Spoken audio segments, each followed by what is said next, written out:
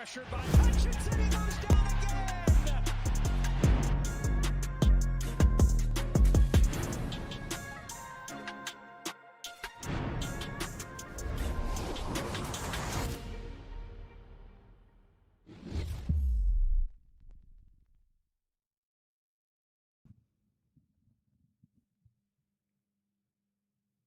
All right. Hey, good morning. Welcome into Thursday, man. It's Thursday. Rise and Grind Morning Show. Talk about these rules changes. They can definitely affect your Detroit Lions today. We'll talk about Ben Bartch for a moment and kind of some news and notes around the league. What's happening? I mean, we are in the latest stages of free agency now through the draft. It's going to be very minor movement as we expected the other day. If we do anything, it's going to be small deals. I don't know if anyone's really that excited about Ben Bartch, but I will tell you there's upside with every player that the Lions have brought in. This is not a player. This is not a player that has taken significant snaps. But from what I've gathered from some of my friends over there in the 49ers land is that Ben Bartch was actually due for a starting position. Like they were expecting him to start last year, and then injuries kind of kept him out, or the last couple of years. Injuries kind of kept him out, and then when he was actually in the game, he was one of the higher graded offensive linemen. Now, you can forget the PFF grade; it's internal grading. I haven't even looked at his PFF grade yet, but that's good news, right? You're bringing in a guy that is going to compete, and that's all that it is. Like this is competition signings. It's someone that has high upside. These are guys. In what I'm gathering is that players that the Lions have had on their radar from 3, 4, 5 years ago. Players that they wanted to bring in, whether it was a UDFA or 6th, 7th round draft pick, or it just didn't line up, right? And so these are players that they've had their eyes on over the years. And again, we'd have to go back and look at all the pro day visits, the combine visits, the formal, the informal visits, to even see if these guys lined up on any of those visits. I mean, typically your top 30 or your top 45 informal, formal, usually reserved for players that you have high regard for, that you want to take early in the draft. But that doesn't mean that they're not bringing in some guys to take in later rounds. And they're trying to gauge, just who these guys are if they happen to fall in their lap. And from what I understand, Ben Bartch was one of those guys. We'll see where that goes. We'll see if he can. He's a 4th round selection, I believe, back in, what was it, 2020? So when Brad was with the Rams, I'd have to go back and look at what year. It had to be 2020. What year, or what players did they look at? What players did they bring in? Was Ben Bartch a part of that? Other players that the Lions have brought in this season, they talked about Wanham the other day. Brad Holmes talked about Wanham. That was a player that they wanted to bring in. Clark might have been a player that they wanted to bring in. I can't remember if he said anything about Clark or not. But the glowing idea here is that a lot of the players that they want to bring in are players that they've had their eyes on, whether it was with the Rams or with the Lions. And I think that's what Brad's all about. I mean, if you go and look at almost every free agency signing that the Lions have brought in, a large majority of them were Rams players that they had brought in for their visits. I did a lot of that work 23, 24, and I think I did a little bit in 25. I built out this giant spreadsheet and going back and tracking every person that Brad laid eyes on publicly, right? Publicly, because we don't know everything, but publicly we knew what we knew. And if you go back and look at all of our free agents, I mean, a lot of them touched base with the Rams at some point prior to Brad coming to the Lions, and or some players in 25 maybe, or 24, whatever. It could have been UDFAs or players that they had touched base with at some point during the process. Why am I telling you this? I'm telling you this because I think when you evaluate Brad Holmes as a GM, and you evaluate him as, an evaluator of players, he's been consistent. This is not a GM, and I don't understand. I'll never understand the hatred, right, or the anger the vitriol, the toxicity, whatever. I don't care what adjective you want to use. I'll never understand it. Because what I see, and I'm not saying that I would hire somebody like Brad Holmes, but just walk with me for a moment here. If I were to hire somebody, I would want somebody that's extremely consistent. They show up every day, right? They're prepared every day. They deliver the same amount of energy every day.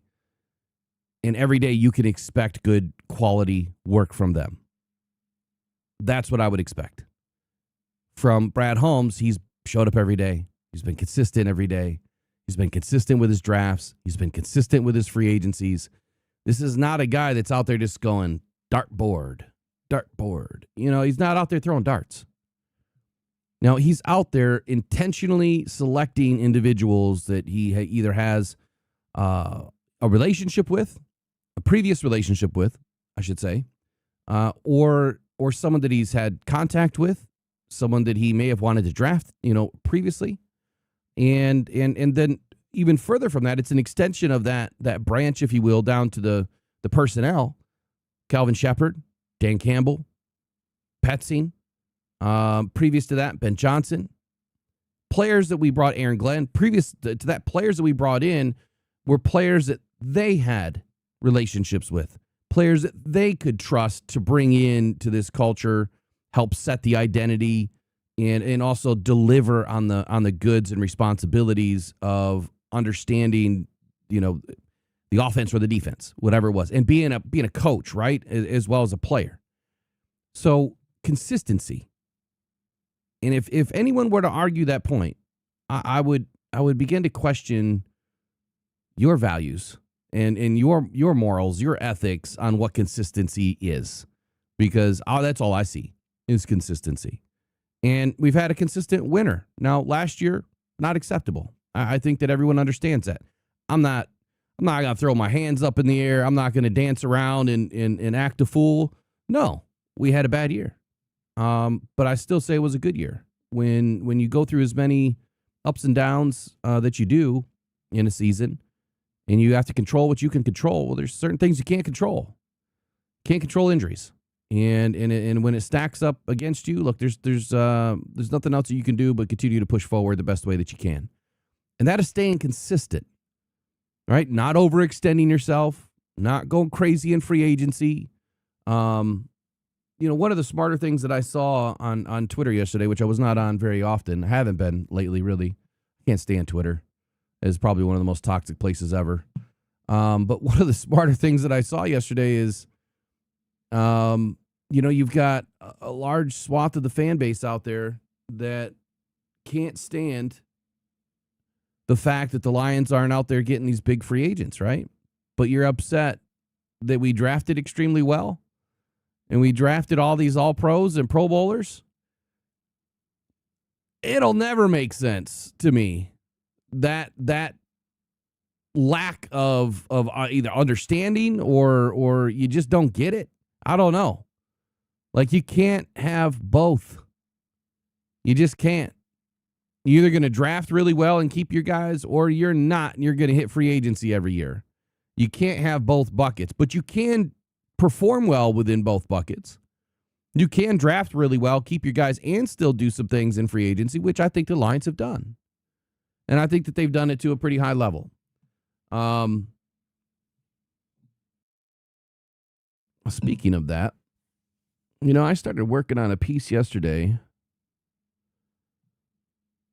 I wonder if I saved my notes. I probably didn't.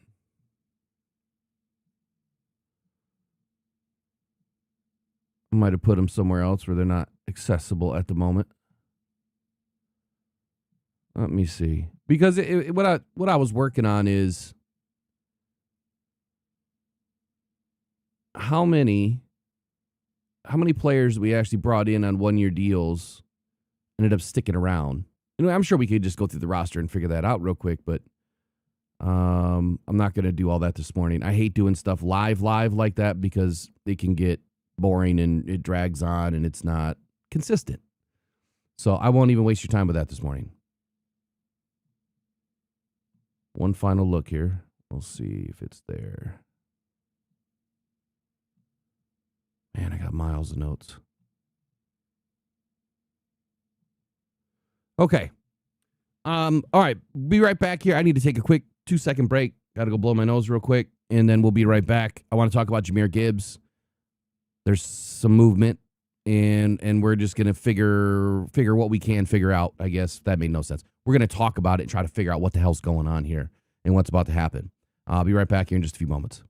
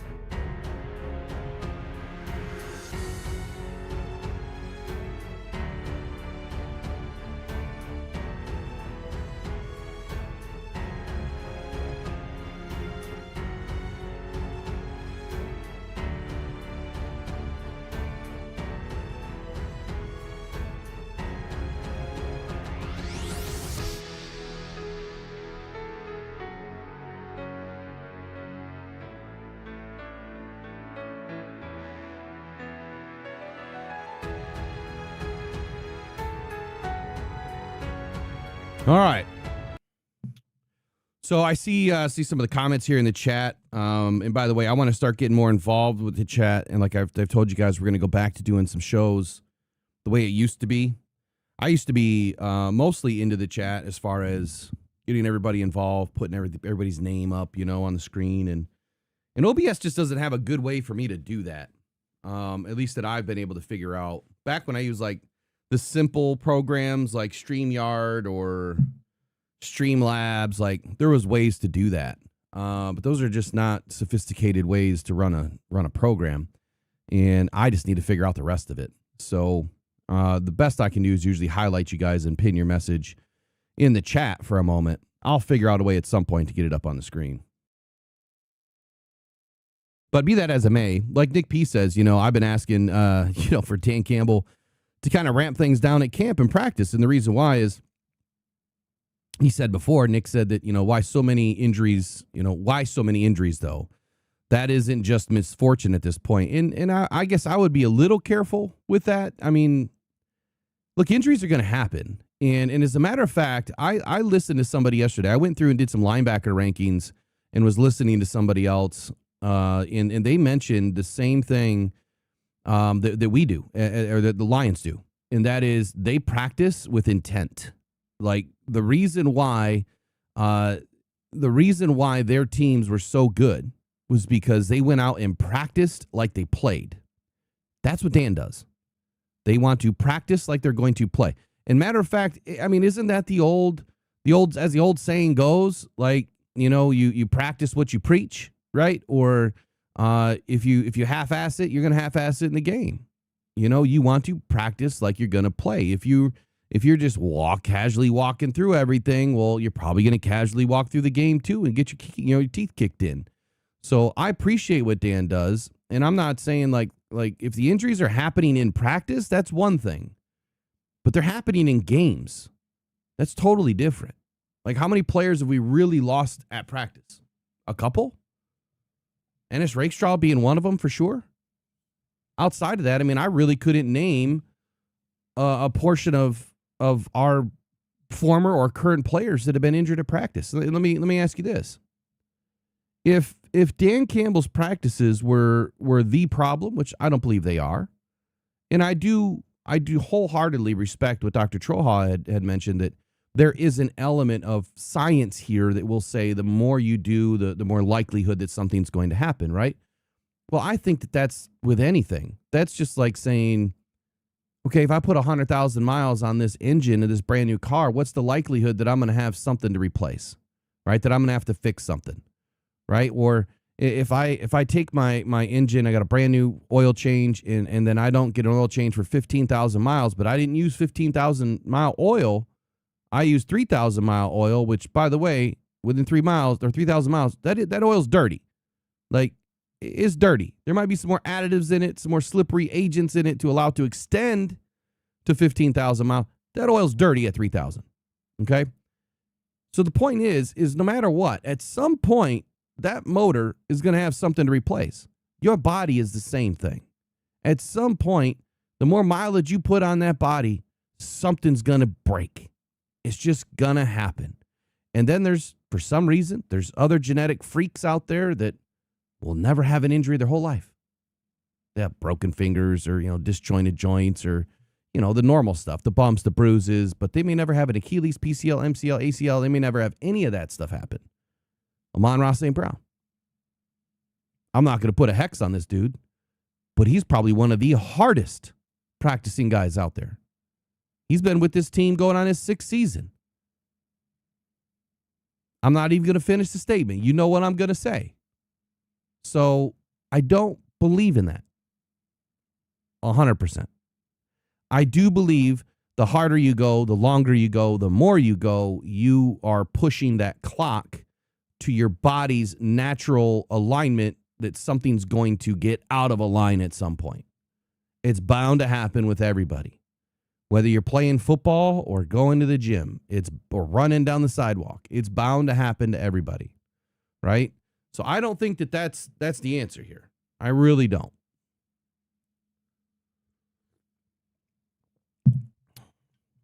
So, I mean, you have to look at how many times they're even practicing. I mean, it's minimal. Like, these guys aren't out there every single day in pads. They're out there jogging around in shorts and a t-shirt and a helmet for the majority of their practices. They only get so many padded practices where they're allowed to hit. Matter of fact, I can look that up for you.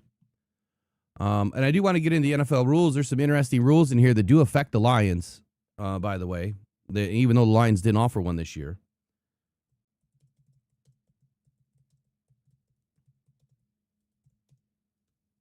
But anyway, I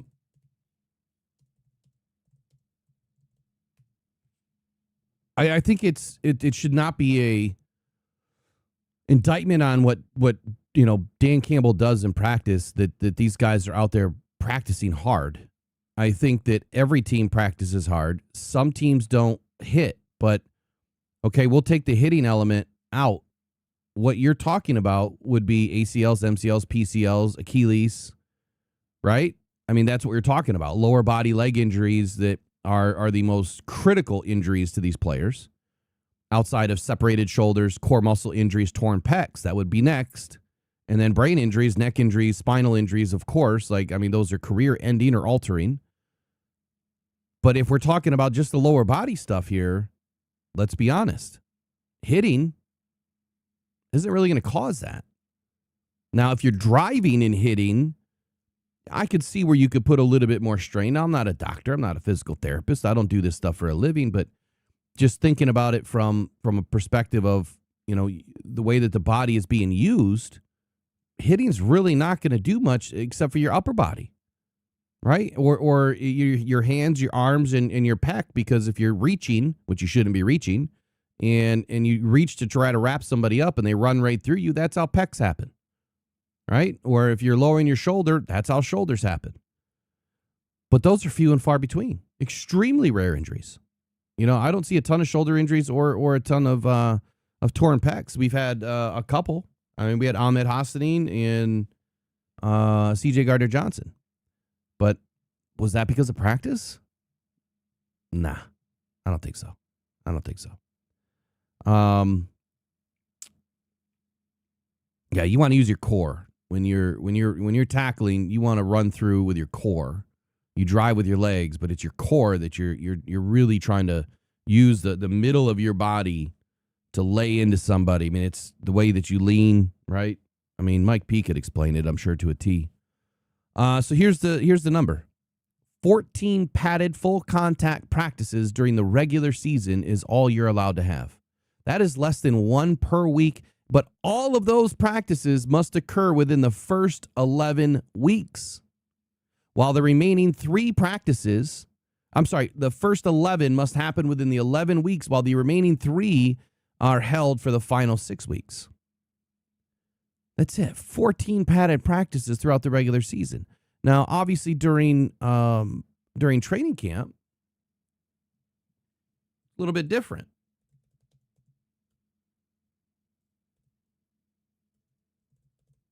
I mean, if you can't even make it through 14 padded practices without having an injury, I think that's a bigger problem. But 16 padded practices is the maximum number of padded practices during training camp. 30 practices, y'all. 30 in 6 months' time. Between the end of June, we'll call it, because I don't think you can hit until training camp. I could be wrong there. You might be able to do something in OTAs. No, I think it's spiders and lights before training camp. I'm almost positive it's spiders, lights. But anyway, 30 practices between, we'll call it July 1st and the final 6 weeks of the season.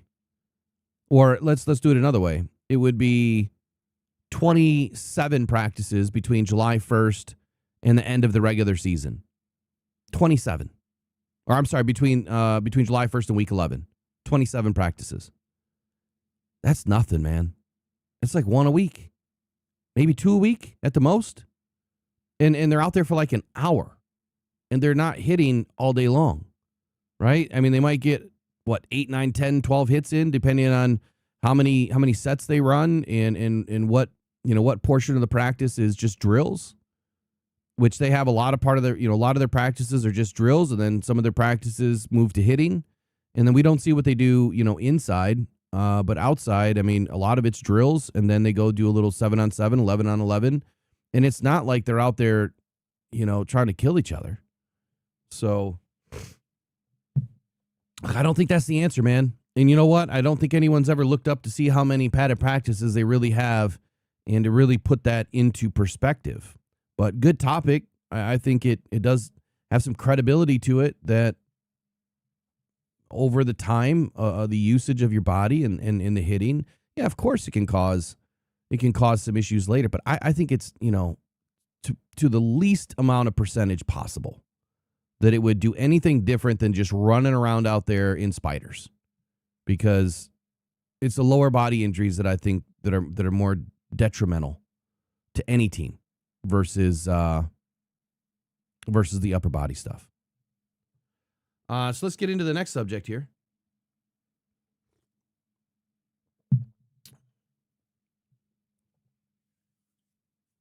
Let's see. So, one more thing. So, Arf mentions that not arguing. It's okay to have great debate. Like, we don't argue here. We have great debate. Anytime I push against somebody or I use your comment, we're just having a good, fun debate. That's it. Or maybe an agreement, whatever it is. We're never arguing. We're never mad at each other. We're never angry. That's another channel, right? That's not here. Like, we love to have good engagement. That's what it is. What do you mention? Like, where did it go? Shoot, Arf, where did you go? Oh, he says, don't they hit low a lot these days? Not in practice. If you remember, God, was it Khalil Dorsey who ended up smoking someone in practice? It might have been Shane Zielstra. Smoked him. And they sent him home. Like, go home. Like, that's not what we do here. And I know you want to, like, I love Khalil Dorsey's energy, but yeah, like, if you intentionally hit someone low or, you really try to, put some pain into somebody, like, save that for the game. Do it legally, save it for the game, not in practice. So Dan Campbell does have a threshold. He wants these guys to push. He wants them to play hard, but nothing illegal. I mean, nothing that we can consider illegal, obviously. And then you have to have some care and consideration for your teammates. But at the same time, I think players will get injured more by pulling back. Like if you're intentionally pulling back and not running through somebody, that's when an injury is going to happen, because now you're doing something that is not normal. Like you are ingrained to just run through that person's face, right? And you can do that a few different ways and they all have a different result, but you can run through someone's face and still have a good, clean wrap tackle that really doesn't cause any injury or pain. It's just a really good, clean, clean them off their cleats kind of a hit.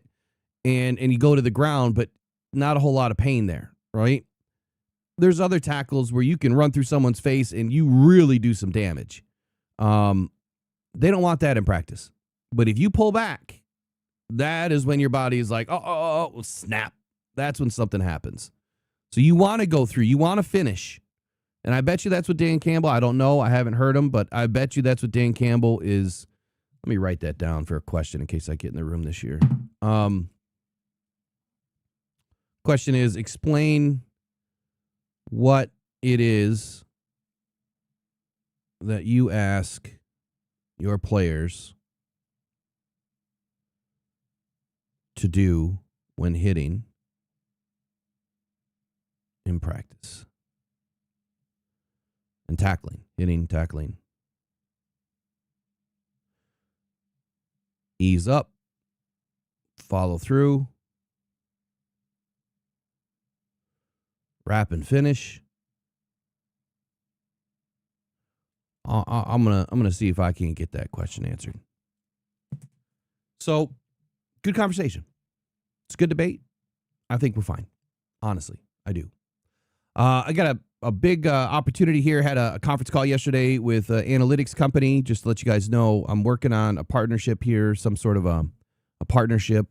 May even take some sort of a part-time job just to extend the partnership with them, since I'm already doing the work. But I've been granted full access to all of these analytics, all these stats, all these great things that not a lot of people have. And it gives us an inside look. And if the partnership extends even further, I will have collegiate tape that nobody has. Like the only people that have it are the colleges and then their scouts and pro departments and then some other relationships that I have also have access to that stuff, which they've been dumping in my inbox. Appreciate you for doing that, by the way. If you're listening this morning, appreciate you a lot. The analytics are amazing.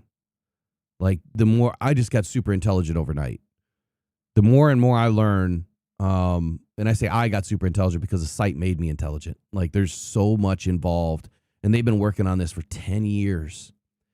And I went through it and I'm like, and you're not charging for this? Like this is better than most, three letter agencies out there. Like this stuff is insanely good.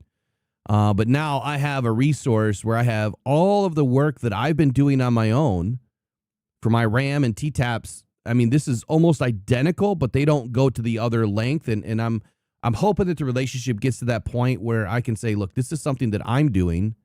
How can we utilize all of your brains that are way smarter than me to make this happen even better? And I think that would be a fun relationship. And so I'm not going to say the name just yet, but we might take a look at a couple of scouting reports today. We'll just say that. And I just got access to 50, 60 guests, scouts. And so I sent out the email last night, got the email back right away.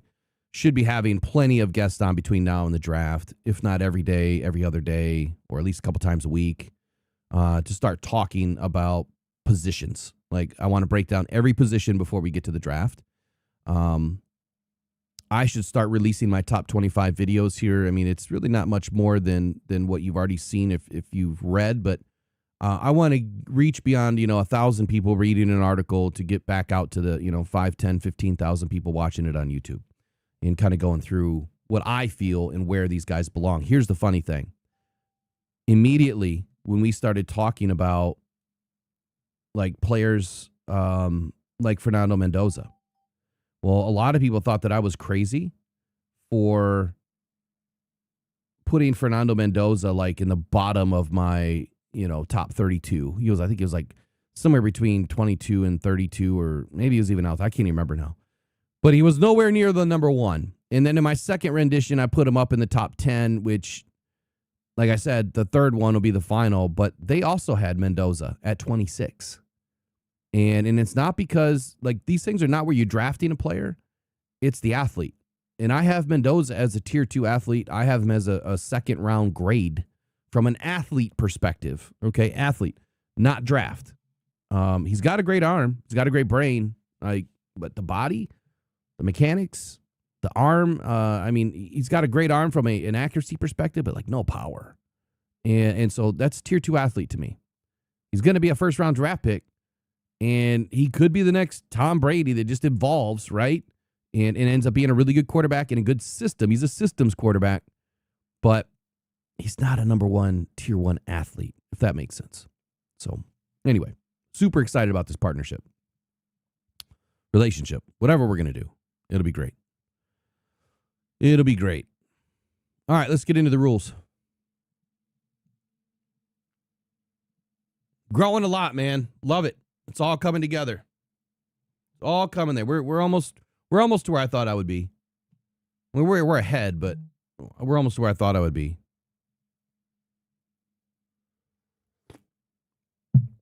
All right, here we go. So 2026 playing rules, bylaw, and resolution proposals have been sent to clubs for review ahead of the annual league meeting to be adopted. This is a meeting I wanted to get to this year. It's going to be in Phoenix. Obviously, I'm not going to be able to go this season. Oh, well. I'll shoot for it next year. But a new rule must have the support of at least 24 ball clubs, and the voting will take place at the annual league meeting, which begins on March 29 in Phoenix. Yada, yada, yada. Here's the rules. This one is by the competition committee. These are the playing rule proposal summary. This is by the competition committee. It's to permit the kicking team to declare an onside kick at any time during the game. This should win. I mean, there's no reason why this one should not pass. The fact that they've been relegated to kicking onside kicks into the fourth quarter is ridiculous. This one should pass. I would assume. I mean, I don't know why you wouldn't want to have the chance to kick an onside kick. You know, if you're down by, or maybe they should have probably adopted this rule too. If a team is down by 2 scores or more, 14 points or more, that they can do an onside kick at any time in the game. Does that make sense? More so than just any point in the game? I don't know. But if they would have added that to it, I think that they would have had even a better chance to pass. But I can't imagine that 24 ball clubs wouldn't want to have the ability to kick an onside kick. All right, competition committee number 2. Eliminate the kicking team's incentive to intentionally kick the ball out of bounds when kicking off from the 50-yard line.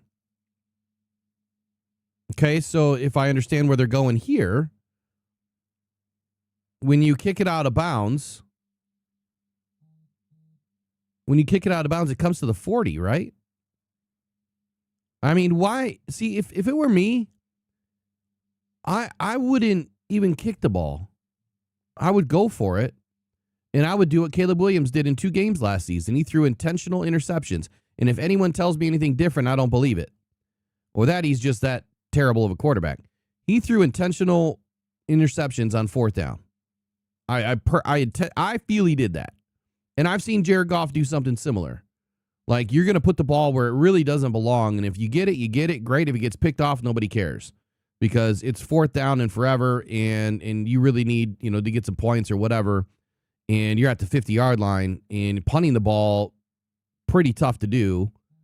Going for it can have wild ramifications if you don't get it. So throwing an intentional interception, you just put that ball up into the air and you kind of float it down to the, 5, 6, 7, 8-yard line. Who cares if they pick it off? Now you just buried them, hopefully within, the 10-yard line. It's pretty tough to do that with a punt all the time. So I'm not so sure about this one. That one's kind of weird.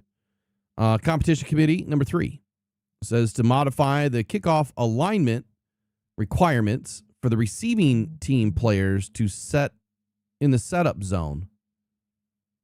I would need more info on this one. To modify the kickoff alignment requirements for the receiving team players in the setup zone. What are they trying to modify? I've got no info here. Well, don't know anything on that one.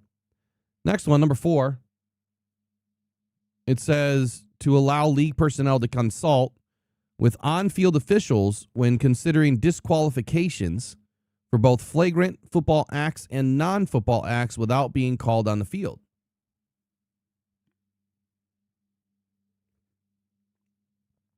To allow league personnel to consult with on-field officials when considering disqualifications for both flagrant football acts and non-football acts without being called on the field. Okay?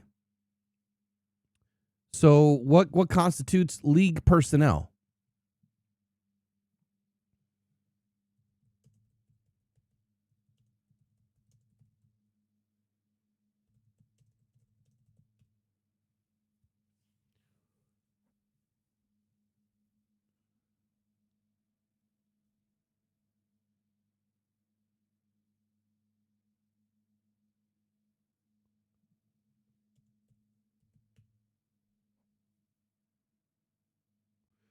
I'm not sure what they mean by that.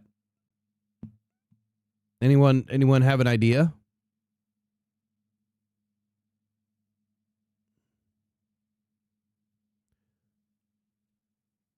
Sounds like FanDuel had a say in this. That's funny. I wouldn't be surprised. So I'm not sure what they consider league personnel. I mean, are they saying the New York, like the eye in the sky type deal here? Do they want New York personnel involved? League personnel could be anything. I mean, you talking the head coach? You talking the owner, the GM, the players on the field? Like what are we? Who's league personnel? I need this defined. I don't know what that means. I'm gonna say that that's probably New York to get them involved. I don't know. Need more info. Next one by the competition committee.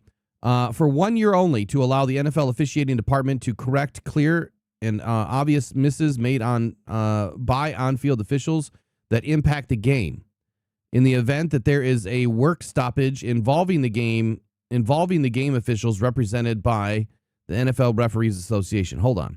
For 1 year only to allow the NFL officiating department to correct clear and obvious misses made by on-field officials that impact the game. In the event that there is a work stoppage involving the game officials represented by the NFL Referees Association. Now it makes sense as to why Roger Goodell was I guess I better watch what I say. I don't know. Swaddling, and I'm not going to be careful. Swaddling the nutsack of the refs at every moment that he's had over the last year, every time he's taken a podium or had an opportunity to speak, he's always said how great of a job they've done. You know what I'm saying? How great of a job that they've done. And I think that's because they're getting ready for this, this new agreement that they have to get in place with the referees. I just don't understand why the referees are not part of the league. I get the clear separation and what they're trying to do or what they have done, but I think that even adds more animosity to the fans. Like, just make these guys part of the league so they can be reprimanded, so that they could, be fired or held more accountable. But having these guys separated, I think it leaves them open, to do anything and everything that they shouldn't be doing. For instance, are they governed by the same rules that the players are with betting and gambling? And I would assume that they are, right? I've never even looked into an NFL referee's, I guess is there a collective bargaining agreement with the refs and the refs association? I would assume that there is. I mean, what are they governed by? And I would assume that they can't bet on anything. It would just be idiotic if they could. So those are the ones by the competition committee. Here's the summaries for this one. By competition committee, amends Article Section 17.1 of the Constitution and bylaws to permit the league office to adjust the procedures and related dates and deadlines for the final roster reduction. Get this open. They didn't link it. To accommodate an international game scheduled for the first week of the season.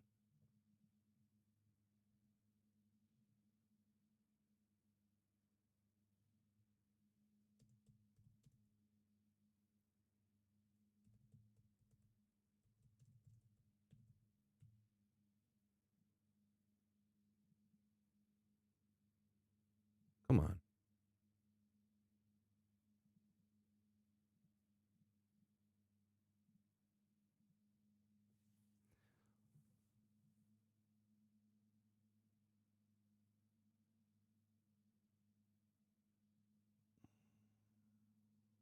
That's not it either. Okay, so I'm not going to open it up, I guess. We'll just leave it as it is. So I get what they're trying to do here. They want to adjust the procedures as it relates to the dates and the deadlines for the final roster reduction. And I think this is because of the Australian game that is going to be held in the first week. And so they need to have their rosters turned in probably, I would assume, earlier. But that means that they would have to start earlier. But they would have to finish roster cutting earlier. I don't understand how that works out. Like, if they have to finish cutting their guys early, well, then doesn't that kind of open up the window for everybody else to either start poaching or they can't then go out and poach any players because nobody else has to have their rosters done? So what does that mean? Like, what are they trying to change it to? I don't know about this one. This one seems kind of weird. Or not weird, but hard to, I guess, to put into place. If what I'm thinking is what they're trying to accomplish, that they want to move the dates up instead of at the end of August, that now they have to do it a week earlier for all teams, not just their teams. Okay, the second one says amend same article, section 18.1 of the Constitution and bylaws to establish the Saturday and Sunday of Labor Day weekend as business days, to provide clubs with personnel notices during the first weekend after the roster reduction. Okay. I mean, why not? Why not? Someone can send the paper over. It's not a big deal. Number 3, by competition committee to permit players on reserve. This is the one that is going to affect the Lions right here and some of the other teams that have started to really play the game within the game. So the competition committee wants to permit players on the reserve physically unable to perform list to begin a 21-day practice period after the club's second game of the regular season. I'll read that again. To permit players on the reserve physically unable to perform to begin a 21-day practice period after the club's second game of the regular season. And I think what this is trying to do is they're trying to move it up from the fourth game or the fourth week to the second week. They're trying to gain a couple of weeks. If they've had this player, kind of buried underneath, the roster held on NFI or held on PUP or whatever it is, that now they can join the regular season by week 2 versus week 4. If memory serves me right, that they can't right now, they can't do that until week 4. They can't release the player. Or not release the player. They can't add the player to the roster.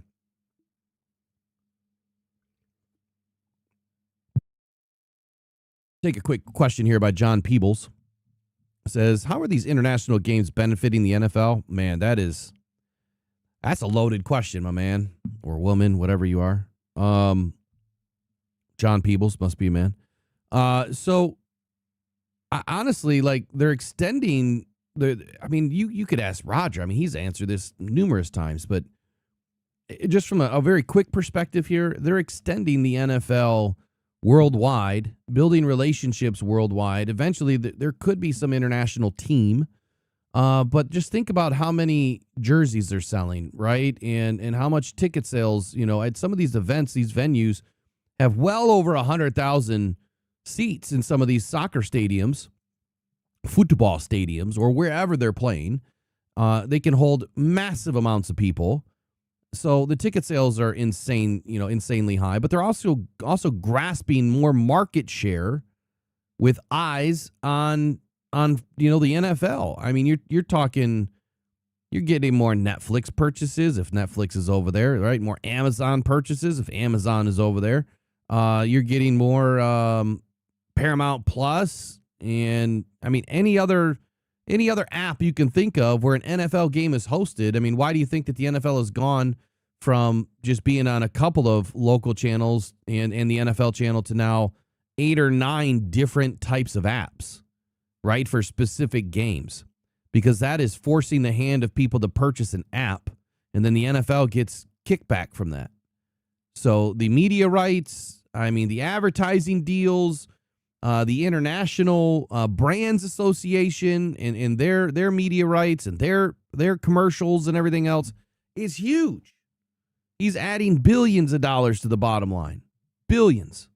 And he's also, I would assume, not he, but they, the entire NFL, they're also trying to, I would assume, gain more opportunity to get foreign players to want to play.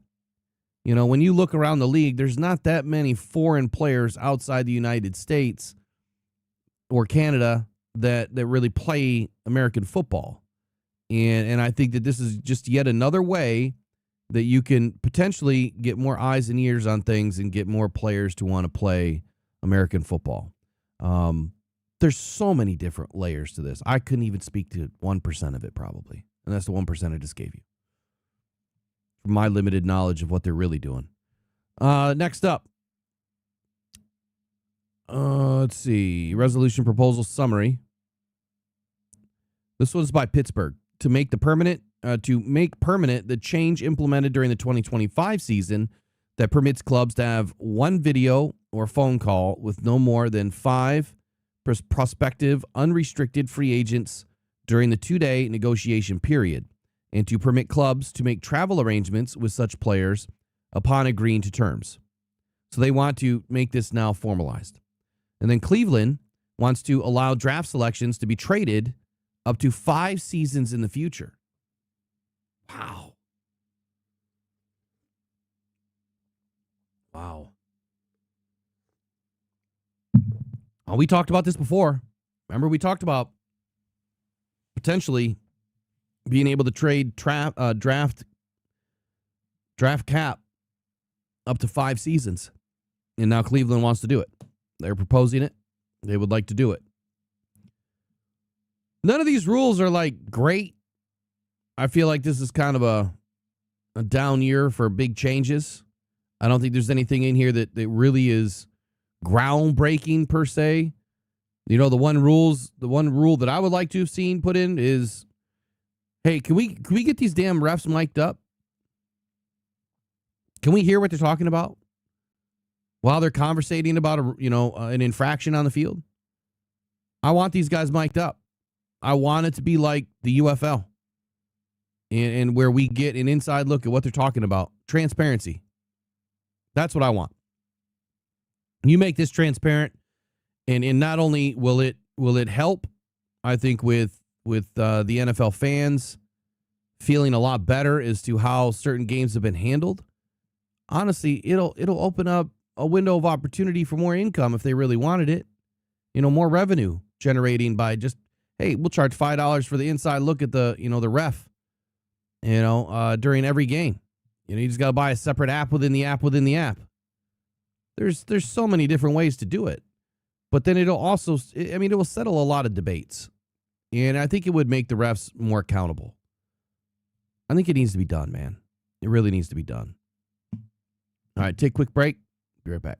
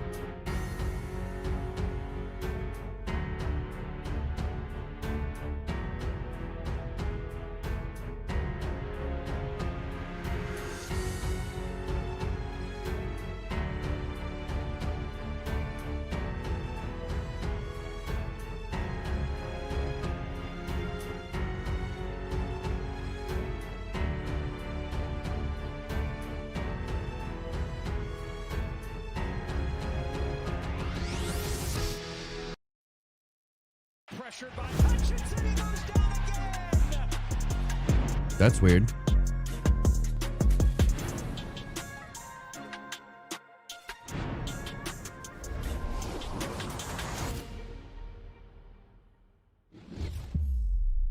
How is it showing me, but playing the transition? Like, OBS is on one, man. They are on one. Ever since they did this update. God, they suck. All right, anyway. So Ben Bartch wanted to chat briefly about him just one more time. You know, I was just looking at I mean, the very simple explanation that Tim Twentyman put in. He said, Lions announced that they signed the unrestricted free agent, Ben Bartch. Comes to Detroit in his 7th NFL season after splitting his career with the 49ers and the Jags. Originally entered the NFL with the Jaguars as a 4th-round selection out of St. John's in Minnesota. In the 2020 NFL Draft, Bartch has appeared in 55 career games, 24 starts. So it's great that he has, you know, some starting ability, right? And just a quick look at 6'6", 315 pounds. I mean, that's kind of like a mirror image. When I look at his size, it reminds me of a Monroe Freeling. I don't think he's anywhere near as agile, obviously, as a Monroe Freeling. But when you take a look at Monroe Freeling, I mean, they're almost an identical body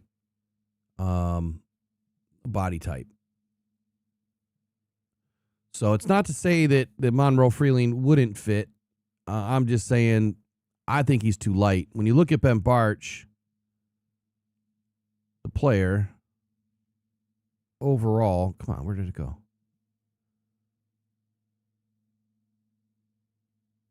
I don't know if his anchor's any better than Freeling or not.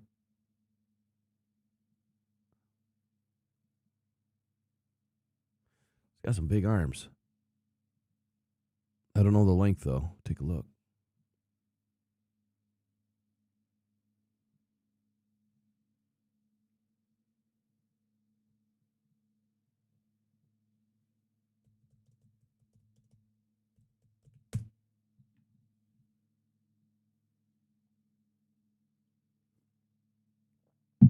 Yeah, he's got some shorties, man. Big arms, but they're short. 32 7/8 inch, 9-inch hands, 6'6". He was 309 pounds at the combine. He didn't do any testing at all. He was a converted tight end who added 75 pounds of weight when he stepped onto campus at St. John's. He retained his movement. So I guess I'm seeing this now. I'm seeing the light here. Despite a lack of experience and small school background, his traits and rapid growth in body and play caught the eye of Senior Bowl evaluators. From a skill standpoint, he's still an undergrad. This is way back when, right? But on pace for his degree in tackle studies. Hold on. They have degrees in tackle studies? Are we being serious? Come on. He's an enticing left tackle prospect who continues to evolve, but a step up in competition and a need for continued physical development will require patience, could determine whether his final calling is the swing tackle or the starter, and that's where I was going with this. I see swing tackle written all over him, and more so, now that I understand that he's a converted tight end, I didn't know this till now, he ran a 110-meter hurdle and the 4x400 relays in high school. So the dude could move at one point, but then he adds, 75 pounds. Scouts loved his background in college, the shot put, the discus. He had really explosive lower half. He had an easy, speedy slide, quickness in pass pro, and second-level adjustments, and that's key. He can burst out of his stance and take off laterally. Accelerates with some pop into down blocks, flexion in the knees, ankles, offers building blocks to the anchor. And see, that's what I was worried about is the anchor. Naturally mirroring talent to stay in front of rushers, which will speak to his speed, right? This dude's going to compete more than likely for a swing tackle position. And being the former tight end tells us that he has the ability to catch the football. And the Lions have been utilizing that, with Taylor Decker and others, being fluid enough to be able to go out and catch a pass whenever your number is called to be eligible. So this is your next swing tackle. As long as he sticks to the roster, he's going to compete at a high level for that position. Very, very interesting. So the more and more I dig, the more I learn. He's going to compete. He's not guaranteed anything like everybody else, but he was a round 3 projection by Lance Zierlein. He was drafted in the 4th round. That's a pretty close shot, man. I don't even know who Sam Tevy is, but that was his comp.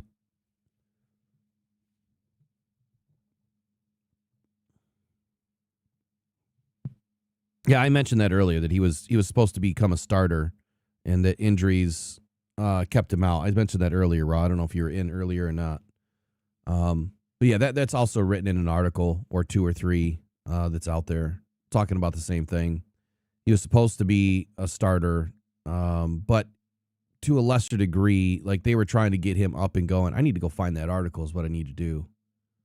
Someone sent it to me yesterday.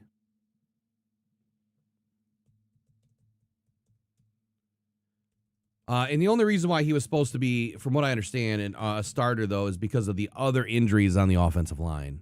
Like, the 49ers were banged up bad.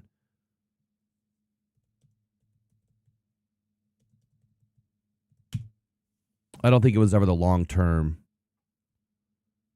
answer.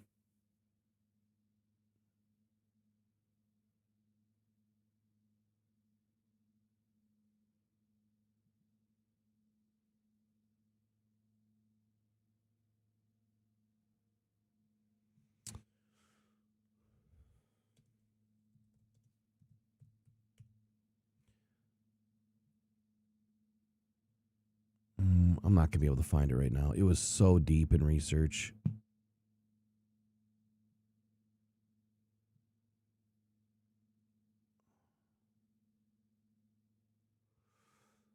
And I think the other thing too is Bartch was a guard. If I remember correctly, he was a guard, not a tackle. Could be the swing tackle still, but he was working on a starting left guard position. Week 1. Okay, so here's an article. This is back in August of last year. That Ben Bartch was set to be a 49er starting left guard come week 1 of the 2025 NFL season, according to the run game coordinator Chris Forster. Forster, who was also in San Francisco's, I'm sorry, let me read that again. Forster, who also is San Francisco's longtime offensive line coach, spoke to the Bay Area media on Sunday back then about the 6-year veteran who has been alternating with Nick Zakelj for the role. And then Forster said it was Bart's job to lose, that Nick had, and that was guard, by the way, that Nick had a chance when Ben was hurt early, but then Ben came back quick enough that if Nick would have really asserted himself, and he could have taken that role, but he didn't. He was good, but we still feel Ben gives us the best shot. I'm trying to remember who did the 49ers lose last year? Anyway, Bartch was drafted by the Jags, 4th round, yada, yada, yada. He's got a good attitude. This is according to Forster. He's got a good attitude, always has a smile on his face, loves to work. It's kind of, I don't want to say a throwback, but he's just a football player. Likes lifting weights, likes playing football, rough and tumble kind of a guy. He's got a good attitude. When you coach him, he's always got kind of a smirk on his face, and he enjoys playing the game. I'll have to put this all together later in a video. I'll get it broken down. There's going to be more to this guy than I'm sure anybody else is talking about. I haven't listened to what anybody else has said yet. There's going to be more to it. We'll see where it goes. We'll just have to see where it goes. All right, for the last bit that I'm going to be on today, I'm not going to be on forever. What is it, 9:30? I want to get out of here by 10. I want to review some offensive line scouting reports.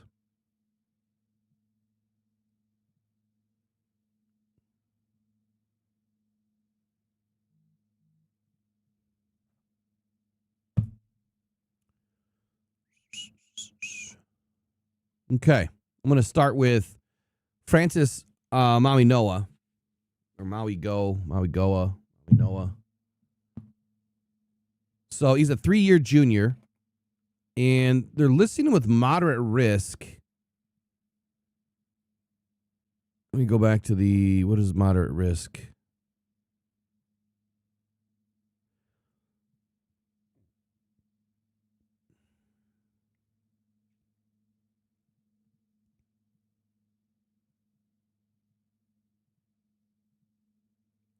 Hold the phone here. Where did it just go? All right. I'm not sure what the moderate risk is. Here, let me get this into a bigger format, because I don't think I get everything when I'm in the small format. 6'5.5", 329 pounds. He's an American Samoa. We know about them Samoans, man. They are a different breed of people, man. They get after it. I love watching Samoans work on an offensive or defensive line. I think they're just mentally, man, they are tough out. Like, they're some of the hardest working people you'll ever meet. Anyway, so he has a bruising hand punch, very stout blocking ability, sheer size and strength. Maui figures to be a mauling right tackle with a high ceiling right away at the next level, with all pro upside if he continues to develop and improve his minor inconsistencies. Actually, let me do a quick break real quick. Let me get this set up so I can share it with you guys. I think you guys will like this format.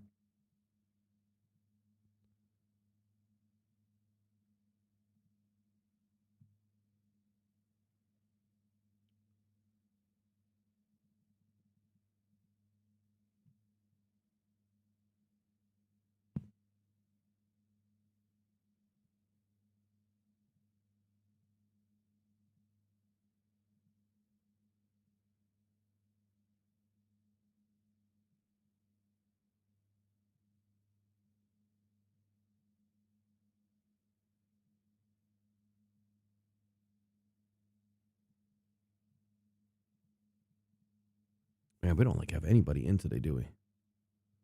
Chat is light.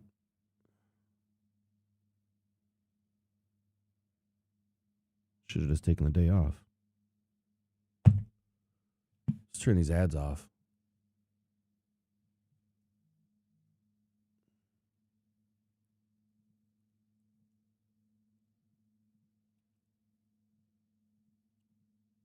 Oh, turn them on low.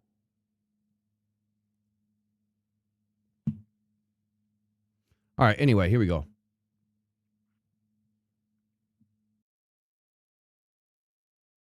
All right, so I love the way that these are all laid out. Partners over at SIS, man, do a great job. Francis Maui Noah, offensive tackle. Like I said, 3-year junior. Moderate risk for injury. This is where I was right here. Improve his inconsistencies. This is where I was. Strengths, combo blocks. Make this a little bigger. Strengths, combo blocks, hand punch power, block temperament. Let's go back. No. There we go.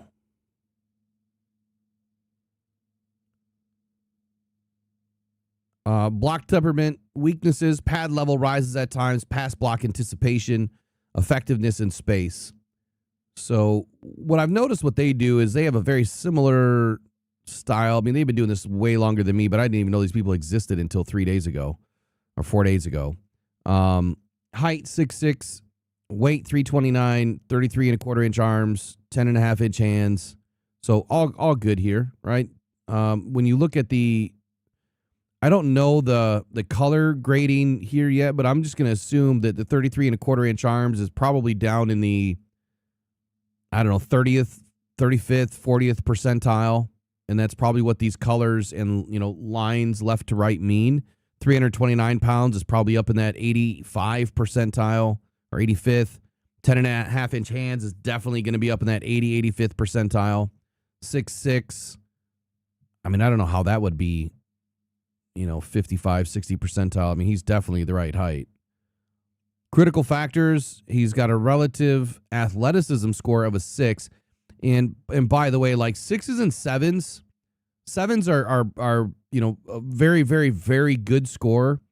9s and 8s don't happen. Like, they just never happen. So if you have anything between a 6 and a 7, you're definitely a high caliber starter. If you have a lot of 4s and 5s in there and mixed with a bunch of 6s and 7s, then you're probably not a first round pick by any means, but you might become a starter at some point. So that's kind of how these numbers work. And as we go through these more, we'll get into the key and kind of go through some of that stuff as well. But when you look at his grading here, his positional factors, his run blocking's a 7, his pass blocking's a 6, great awareness, footwork, second level. His range is a 5, so he's probably a little bit slower. Hand usage is a 7, power's a 7, sustaining his blocks is a 6, finishing qualities is a 7, his flexibility is a 6, and his toughness is a 7. And this is why Maui Noah is the overall number 1 prospect in a lot of boards for the offensive line. Where he ends up is where a lot of us have different ideas. I see him potentially sliding in. We'll see where he goes. Total points per game. So I don't know how all of these work just yet, but the way it was kind of explained,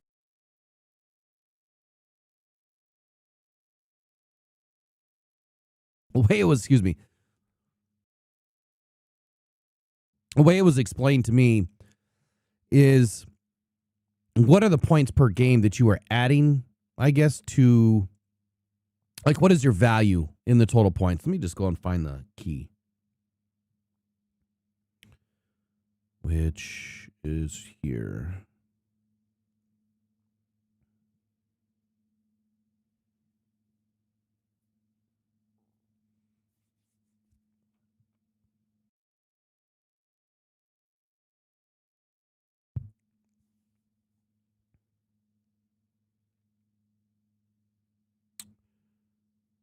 I thought I slimmed it down.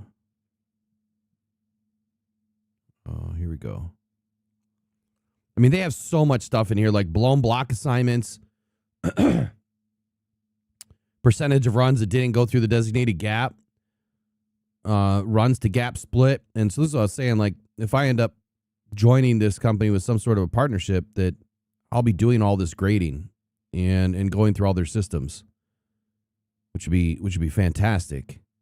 All right, here's total points. So the proprietary player value metric that uses an expected points framework and distributes the value gained or lost on a play to the players involved based on their impact on the play. So based on their impact, it's the expected points framework that's distributed through their value of how they gained or lost on a play.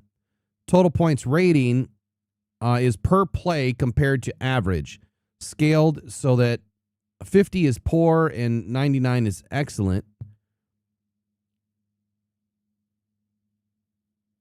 Okay, so let's go back and see how that relates. Oh, did it kick me out of his profile? Come on. Okay, that I don't like. That if I switch to something else, it kicks me out of the profile.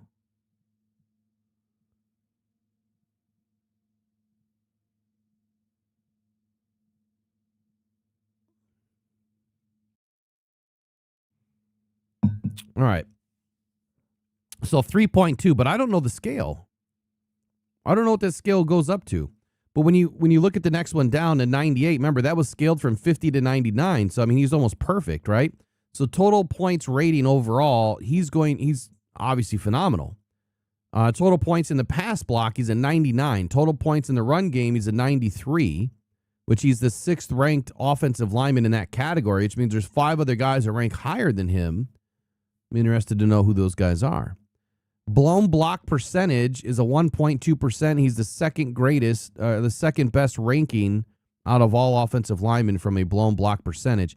And against the rush, 1.9%. He has a blown block percentage, which he's ranked 17th out of all offensive linemen in this draft. Make this a little bigger. Maybe you guys can see it better.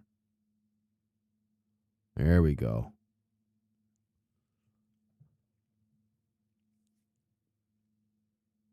All right. So run behind percentage, he ranks 27%, and he's 18th best. Blown block percent, we already did that one, right? Yeah, we already did that one. Bounce percentage, I need to go back and look at what the bounce percentage is. But whatever that is, he's 24%. Maybe that's them bouncing out of his gap or out of his assignment because it was closed. And then I don't know what YBC per attempt is. Let's go back to the glossary. Where is it?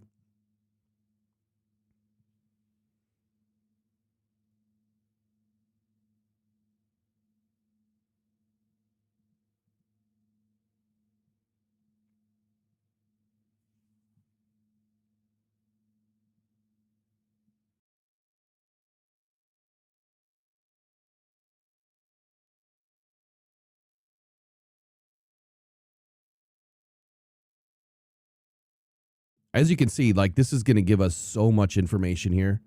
And I'm probably going to do a lot of this for members only because that's just how things go.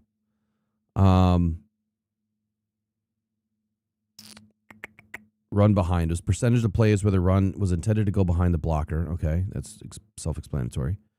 Team pressure percentage change. Okay, total points. Yep, total points rating. YA runs to gap split. Okay, so YBC runs to gap split. Yards before contact per rush attempt. Yards before contact. Okay, that's YBC. I got it. But I still didn't see this one. Bounce percent. It's right here. The percentage of runs that didn't go through the designated gap. Okay, I got that one right. Guess that makes sense. It makes sense now. So as you can see, like, this is just a brief version. Let's get into the scouting report. Okay. On the scouting report, overall, here's what they said. And I'm curious how it aligns with mine. I'll have to pull mine in and see how it aligns.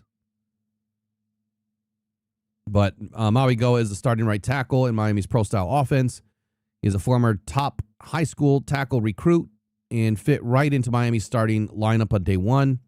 Overall, he played in and started all 42 career games, not missing a single game in his career. However, he had surgery to repair torn labrums in both shoulders following the 2024 season. Jesus, I didn't know he did. I didn't even catch that. His brother Francisco was a Jets draft pick last year at linebacker. Maui Noah is a mountain of a man that he pairs well with good overall athleticism. Despite his size, he is very controlled and balanced, or he is a very controlled and balanced athlete with very good toughness. He shows mauler tendencies and isn't afraid to finish plays and through the whistle, to and through the whistle when he can. Pass game. In the passing game, Maui Noah shows off devastating hand punch that he can deploy with either or both hands. That's a good trait. Having an ambidextrous player like that's rare. The quickness to which he delivers that hand punch stuns defenders and knocks them off of their path. The timing of his punch is something that Maui Noah can switch up as well, whether it's right at the snap or further back into his kick slide. It proves effective in catching rushers off guard. He can also consistently absorb power rushes with a strong anchor. He is rarely off balance and does a great job to stay square of the to the rusher. That's good, right? Regardless of their starting technique. He also shows good mirroring ability, especially to the outside rushers. So there's going to be rushers in the wide nine, right, or off of his outside shoulder. and can consistently ride them out of the play. That's what I say when you're pitter-pattering the arc, right? You want to pat those guys out the arc. That's what, you see Aiden do a lot. He takes a very wide arc. He gets behind the quarterback and he's ridden out of the play. That's what I'll start using that, as far as the lingo goes, so that we kind of keep things the same. At times, Maui Noah can be susceptible to stunts and loops. He seems to diagnose just a tick late, and while his athleticism and power can at times make up the difference, he can fall a step behind and allow a cleaner path to the passer. In addition, he can get beat with speed or rip moves across the face towards the inside. So if you're going from the 5, what would be 5? Yeah, 5. If you're on the 5 and you're going to the inside, do I have that right? Hold on.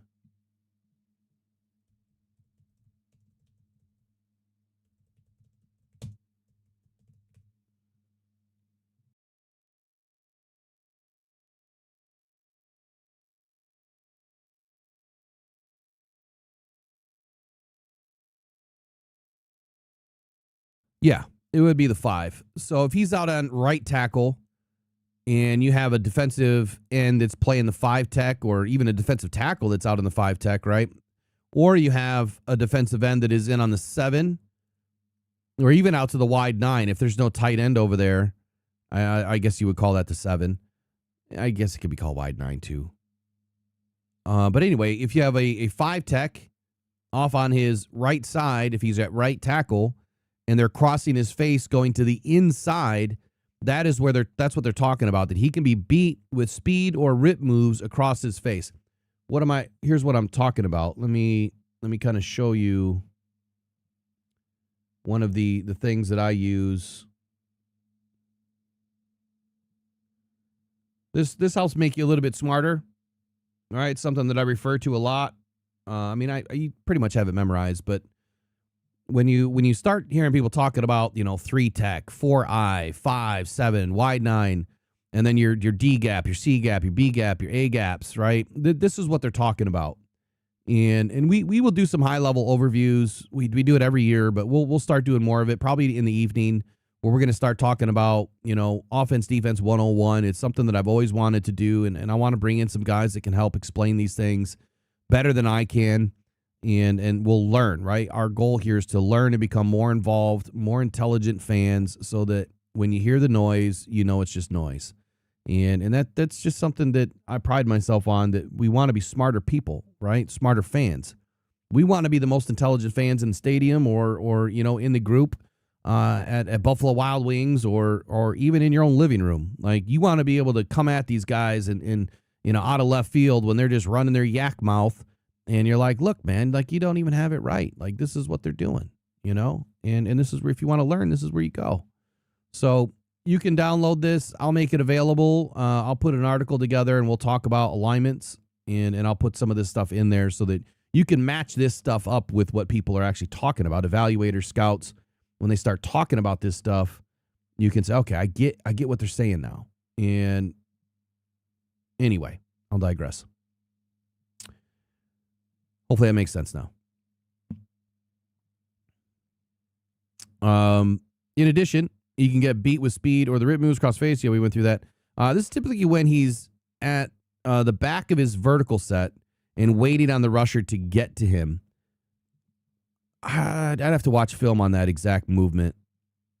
Typically, I would say that when you set initially in your vertical set, and the rusher's coming at you, don't you really want your guy to, your tackle to kind of meet them first, right? You want to take that initial punch and get to them so they don't get inside you. When you hear evaluators say that the tackle, we'll just say tackle lets rushers get inside them, that's what they're talking about. Like, when they're getting inside your arms into your chest plate, or they're making contact first, but they get inside your arms, like, that's not a good position to be in. Depending on what the play is, depending on the style of player, if it's a 355-pound Caden Proctor, well, I'm not as concerned, because if you get inside his arms and he's able to attach to your chest plate, you are going nowhere. And if it's a 315-pound guy, well, there's a difference. You know, a 35-pound difference or 40-pound difference, that's a lot of weight to move when you're standing straight up and you're trying to move somebody that's that size. Good luck. So yeah, it's you know, each each their own, but I think it depends on the set or the play. Excuse me. He has a smooth kick that pairs with proper leverage, but his pad level tends to rise and his feet stagnate as he awaits rushers. Man, you got to get out there and meet those guys first. Not a major weakness, but right slanting rushers can be schemed up to getting to the quarterback through the B gap. So again, I don't have my writing tool available, but what did it just say? It said that while it's not a major weakness, right slanting rushers can be schemed up to getting to the quarterback through the B gap. Okay, so if you're up at the 7 or even the 5, but if you're at the 7 and you're going to the right, that's exactly what they're talking about. That 7 is essentially going to get to that 4-eye. He's going to make a move. He's going to get to that inside shoulder and through the B gap. That's what they're talking about. Or if it's a wide 9 technique and that right tackle is turning to his right, you can't see my cursor, can you? Damn it. And he's getting to the right, they're going to make a move, whether it's an inside rip or an arm over, whatever they're trying to do to displace that right tackle and get to the inside B gap, and then you get to the quarterback. Now, if it's a delayed handoff, well, that's oftentimes where you think that a player is crashing down too early, and then that play just bounces out to the right side, and you use a delayed handoff at times when you know that defensive end is trying to get inside and they're going to make a move, and you kind of set them up throughout the game. You know what they're doing. And so you set them up throughout the game, and it's like, okay, we're going to use a delayed handoff. Well, we know that call it Aiden. When Aiden's going to crash into that B gap, we know it's coming, so we're going to delay handoff. He's just going to kick it outside, and once he's inside, then the only player that running back has to beat is the corner and the safety that's out on that side. Or if there's, you know, a Sam linebacker or whatever, you know, down, or if it's a 3-4 defense, whatever it is, outside linebacker is still down that way, well, then you got to beat the linebacker or beat the corner or the safety. And then, I mean, you're off to the races. I like my chances there in a delayed handoff going up against those, you know, those last 3 pieces of defense, if you will. Let's get into his run game. Maui Noah excels working downhill. Devastating hand punch along with his body mass coming behind, consistently drives defenders off the ball to create vertical push. He pairs his plus upper and lower body strength with good body control.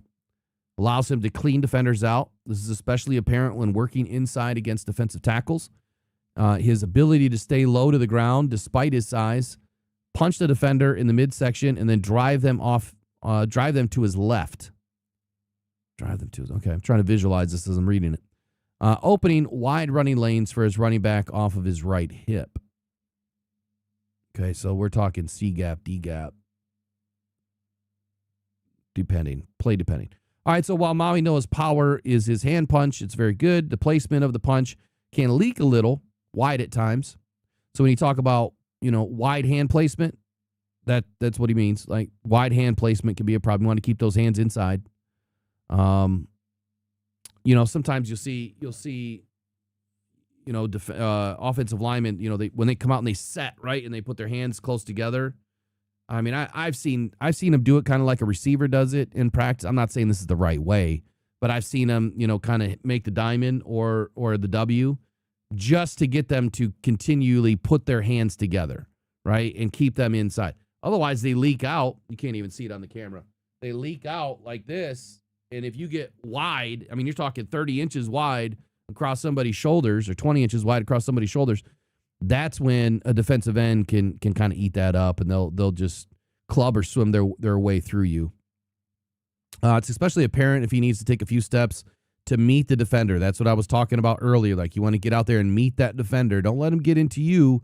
You get out there and get to them. But it's all play specific, right? That's what makes this so much harder to watch when you're watching game film and try to figure out what they're doing. You have to go back and watch the actual film to see, okay, what was the play style? What was the play call? What would you guess that their assignment was? And then how did they do? And that's why it's pretty tough to get grades within 12 to 18 hours after a game, and that those grades are accurate because you didn't take the time. Now, I'll tell you with this company that they do not produce their grades. They do not produce their stats within 24 hours. They will take 3 or 4 days to get it done and get it done right. And that's what I appreciated the most about this. As his hands get outside the body frame, obviously that's a problem if he gets up there to meet the defender. His ability to combo block up to the second level stands out. He delivers a heavy chip on a defensive lineman before working to the second level with balance, control, and intent. One area he can improve on is in space.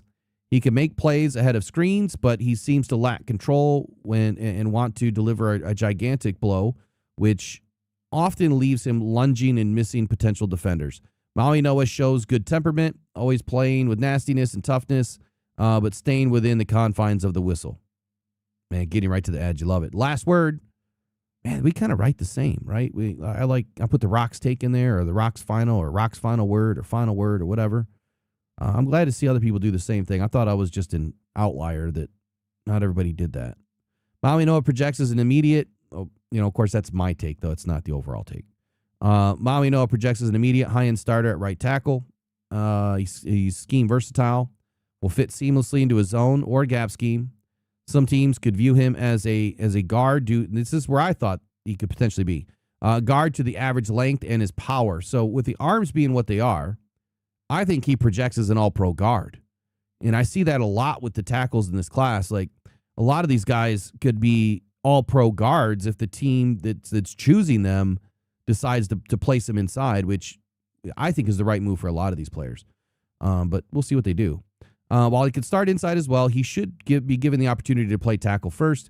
His skill set fits better on the right side than the left, I would agree, but could be a serviceable backup on the left side, absolutely, if needed. But he figures to excel in the run game, especially for zone running teams that like to run off tackle.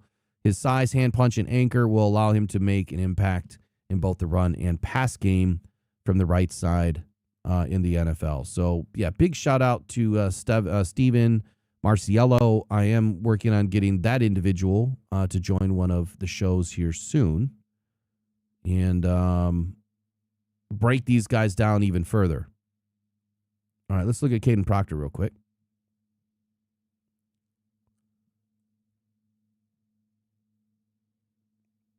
All right, low risk. And so the low risk was injury. 6'6" and 5'8", 352 pounds. Overall, he's the 11th. Position, he's second. Grade is a 6.7, strong starter. Proctor has the ideal size and athleticism combination that teams drool over. Yes, we do. And despite a few concerns as a pass protector, I think that's limited, by the way. I think a lot of that's gone away. His dominance as a run blocker makes him too tantalizing to last long in the draft. This is by Jeff Dean. Jeff Dean definitely has the invite to come on. I can't wait to hear from him back. Overwhelming power, size, athleticism combo, stretches of dominance. I'm going to forgive Caden Proctor for his earlier days, his heavier days. I think that Caden is now at a point in his career where he knows what's important and he knows, where to keep that weight to stay dominant at the next level. And I still believe that Caden Proctor is a potential for the Lions. But the more and more we get through free agency, I think that there could be for an amazing opportunity for Brad Holmes to do something wild. And we'll get to that. We'll talk about that at some point. Anyway, consistent foot speed, handling speed rushers, and hand timing, some of his weaknesses. Now, the handling of speed rushers, okay, this is what I'm saying. I forgive Caden Proctor for his early days. He's only had one issue, and that was against Cassius Howell. That is the only issue that I've ever seen. Now, I haven't watched every minute of tape, but I got to tell you, out of the 10 or 15, pieces of film that I watched, I only saw the Cassius Howell one show up. Like, you could definitively say he got beat bad by speed, and he was heavier then. So 6'7", 352. He was 370 back then. And in listening to a guy yesterday talk about linebackers, specifically Arvell Reese, to kind of give you an analogy here, that if they were to ask him to gain some weight, what he was saying is that, and this is a former all-pro defensive linebacker, was saying that 6 pounds, just to add, have him add 6, 7, 8 pounds is a lot. And that can totally change how a defender plays. So adding weight on the defensive side of the football is not as easy sometimes as it is on the offensive side of the football, especially for an offensive lineman. Arm length, 33 3/8. I would have expected that his arms were a little bit longer, but that's good enough for me. I mean, he's so close to the requisite 33.5. Hand size, 9 3/4. 50-yard dash, 5.21. Look, at 352 pounds, like that's simply amazing. 25 reps on the bench, so the power's there. His vert, 32.5, is just astounding for that size. He broke the record. Broad jump, again, just astounding for a man that size. Reactive athleticism, he's a 6. His anchor is a 7. His body control is a 6. Run block is a 7. Pass block is a 5. So you'll see that Caden Proctor has a couple of 5s. Pass block and footwork. Awareness is a 6. But then his second level and his range are 7s. And this is the first 8 that you're going to see. You're not going to see a whole lot of 8s and 9s. This dude has power for days. So this makes up for a lot of anything else, right? Good flexibility. His toughness is a 7. His finish is a 7. His power is an 8. Sustaining his blocks, he's a 6. Hand usage is a 6. So a lot of this stuff is going to get fixed at the next level, right? The footwork will clean up the pass block. So when he gets that NFL level training of footwork, that pass block will be negated big time. I think that Caden has more upside and a bigger ceiling than probably anybody in this draft. And in his floor level, it's going to be consistent with probably everybody else in the first round, but he might even offer a little bit higher floor simply because of the talent level that he's gone up against. He's gone up against the best edge rushers, edge defenders, pass rushers, defensive ends, whatever you want to call it, from a 3-4 to a 4-3 to a 4-2-5 to a 3-3-5, whatever it is. He's gone up against the best. And so if his grades are this, going up against the best, that should make you feel a lot better. Total points rating overall, 90. Total points in the pass block, 90. Total points, remember, this is 50 to 99. So he's a little bit lower than Maui Goa. Total points rating on the run block, 89. Blown block pass percentage, a little bit higher than I want to see at 3.4%. But the blown block against the rush, 0.6. Like, a amazing number, right? Blown block percentage, 2.4%. Run behind, 33%. Positive percentage, is that what that is? Positive percentage, run behind, 37%. Bounce, only 26%. Yards before contact per attempt, 1.9. So fairly good numbers, right? And we'll get into more of how I'll have to get more, again, in tune. I'm just going to print the key so I have it in front of me. I'll have to memorize it to understand how their ratings work. But overall, I mean, Caden Proctor is the guy. He is the guy. Let's go to his scouting report. Proctor, starting left tackle for Alabama's pro style of an offense. After spending the first season at Bama, he transferred to Iowa for a hot spring ball, right? Before transferring back to Alabama for his sophomore and junior seasons. He started at left tackle for all 40 games that he played in. He suffered a shoulder injury in 2024 in pregame warm-ups of the season opener, and that caused him to miss the first 2 games. Proctor has immense size with ideal height, arm length, and size. His ideal weight could be slightly lower than his current playing weight to improve his vertical set space. I would agree, and I think that Caden Proctor knows that. After talking with Caden in the hallway for just a brief couple of minutes, like, that was one of the things that he was most, I think, not concerned is probably the wrong word, but most in tune with, is he knows that he needs to be at 348. Like, that's the number for him. He wants to be at, and he wants to stay there. He weighed in at 348, and then 2 days later was at 352. I mean, I'll call it what it is. That's a bowel movement away, right? From being under 350. Although he moves very well in space, he is a very good athlete who truly fits the stereotype of a dancing bear. I love that term, dancing bear, and I believe that that's Caden Proctor too. He's fluid in space. He looks comfortable moving at speed, and has even garnered some touches to utilize his athleticism. He finishes blocks consistently and relishes the opportunity to just flat out bury a defender into the ground. In the pass game, he looks fluid when dropping into his vertical set with intention. He keeps his feet under his frame and is able to set before engaging. Unfortunately, though, there are moments where his vertical set looks casual and he is left exposed to speed rushers on the perimeter. He is he is late a step too often, particularly against the wide 9 looks. His hand timing can be late as well, as he looks to engulf defenders more than keep them away from his chest. So this is the thing that we've heard, about allowing defenders to get into your chest. And this is where I'm not as concerned with Caden. 352-pound man with the size, the anchor. I mean, his legs are insanely thick. So I'm not as worried about this, but it will get fixed. If at the next level, his offensive line coach is saying, look, this isn't going to work for us. We need you to keep these guys off of you, and you need to pitter-pat these guys, dance them around the arc or whatever it is. You can bury them, pancake them, whatever it is. You need to keep these guys out of your chest. He'll fix it. This is the most noticeable when a defender strikes his chest, causing some imbalance in a rare moment of anchor give. You see that right there? Rare moment of anchor give. Caden's anchor does not move. Like when he anchors down, you're not moving him at all.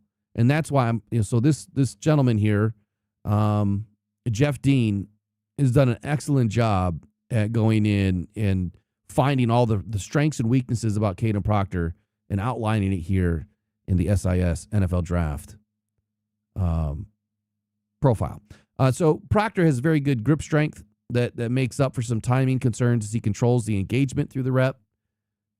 If he is not beaten initially, he is a tough beat later in the play. So what that means is if you beat Caden early, you got him. But if you don't beat him early, you're not going to beat him at all. Well, the fact is, Caden doesn't get beat very often at all, early or late. He's only going to get better. He releases defenders at the proper time, which limits the amount of hold opportunities the defender sees. He does a good job of recognizing stunts and slants, and he can redirect the attack. There are a few times where he can be locked in his own defender and lose sight of the play, but not many. Proctor can overset on initial jab steps, especially outside in moves, as he is more concerned with protecting his outside shoulder. There are stretches of dominance as a pass blocker, and he flashes high-end pass blocking potential. But there are a few holes in his game currently, especially against edge rushers. Let me say that again. There are few holes in his game currently, especially against edge rushers or speed rushers who know how to attack angles. And I'm glad, this is the first time I've read this, I'm glad that he recognizes the same thing that I've been saying about Caden too. Cassius Howell was the limited exposure that Caden Proctor had to being beat by speed. Run game. Proctor possesses overwhelming power as a run blocker and can clear a lane against the defensive front. Now, you see that term used intentionally, I believe. Can clear a lane against a defensive front, not against a defender, a front. He's so huge, he opens up a lane you can drive a Mack truck through. His immense size and powerful lower body drive defenders off the ball laterally and vertically. One of my favorite plays, and I can't remember the game that it was against, but Caden came off the left side, obviously, as left tackle. He met the defender, drove him to the right, because the defender was already going on his inside shoulder. So he drove him down to the right and then continued to push that defensive line all the way down. Like he was all the way to the nose tackle. The running back comes off the left side with, I mean, the whole, just like, I mean, 4 running backs could have run through it. And there was nobody in the way. I forget the game, but there was nobody in the way.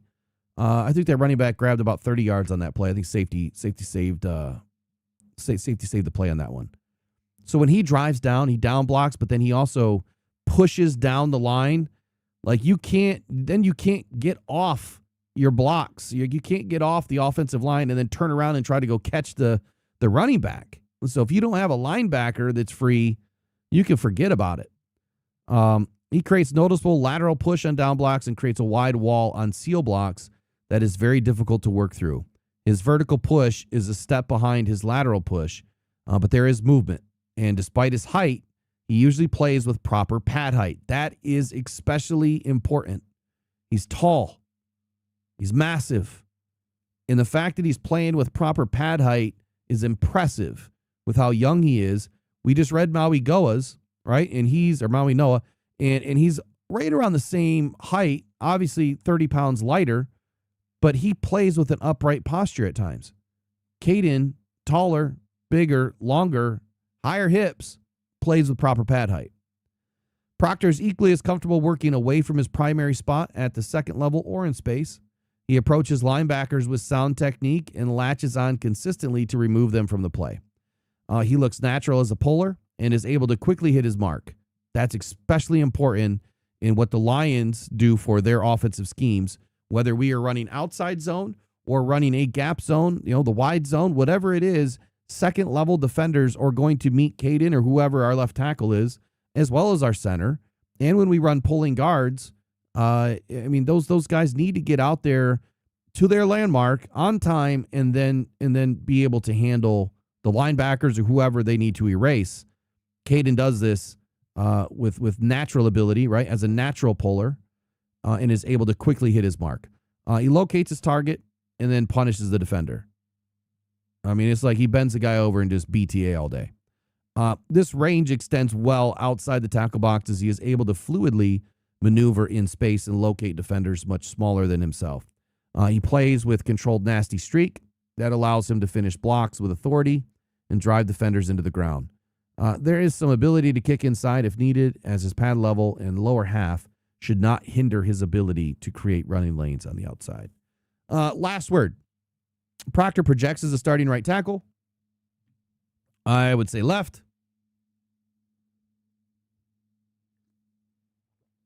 But speaking with Proctor personally, there's some teams that have even said pushing him inside to guard.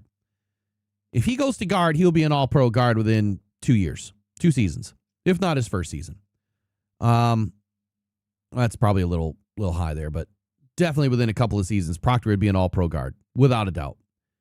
Moving him to right tackle, I think, is safe.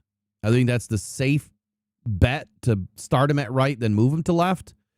And if you do it quick, like 1 season at right and then move to left, so you get your NFL experience on the right, you get the speed down, and then you move to the left, I think that would be a great pathway for Caden.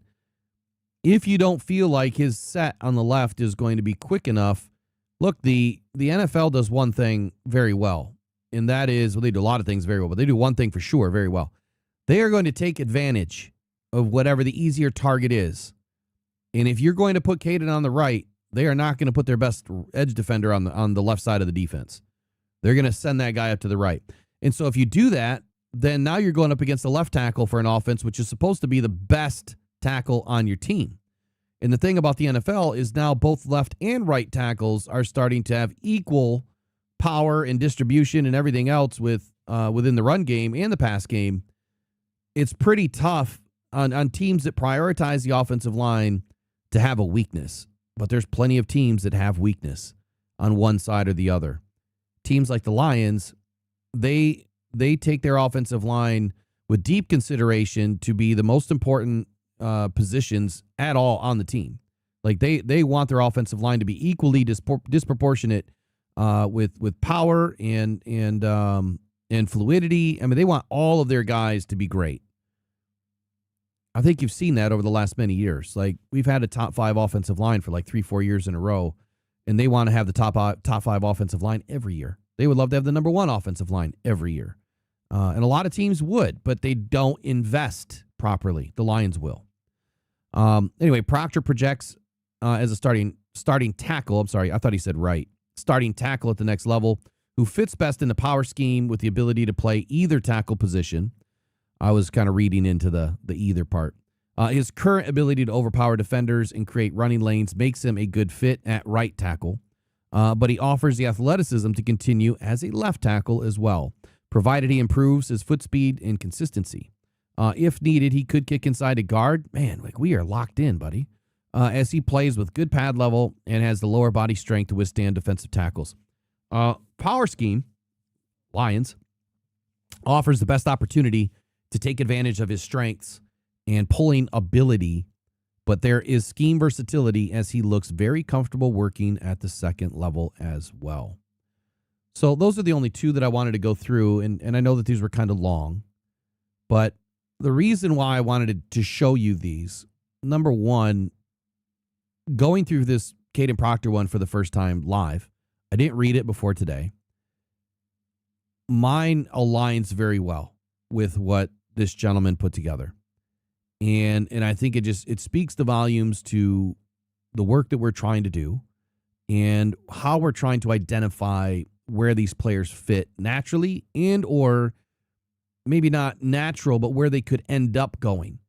Well, Mr. Dean here said that Proctor can fit all across the line, whether it's left, right, or kick inside a guard. I would agree. Where I was reading into his statement here a little bit was projecting him on the right side. I think, again, I'll go back to what I just said. I think that is a great way to introduce your tackle to the NFL. But then again, just like the offensive line, most teams want the offensive line to have equal proportionate power across the offensive line. Defenses are trying to do the same. The unfortunate situation for defenses is there's only so many edge defenders or pass rushers or defensive ends that can do like what Myles Garrett does, can do what Trey Hendrickson does, can do what Aiden does. So I think wherever you put them, it doesn't have to be permanent.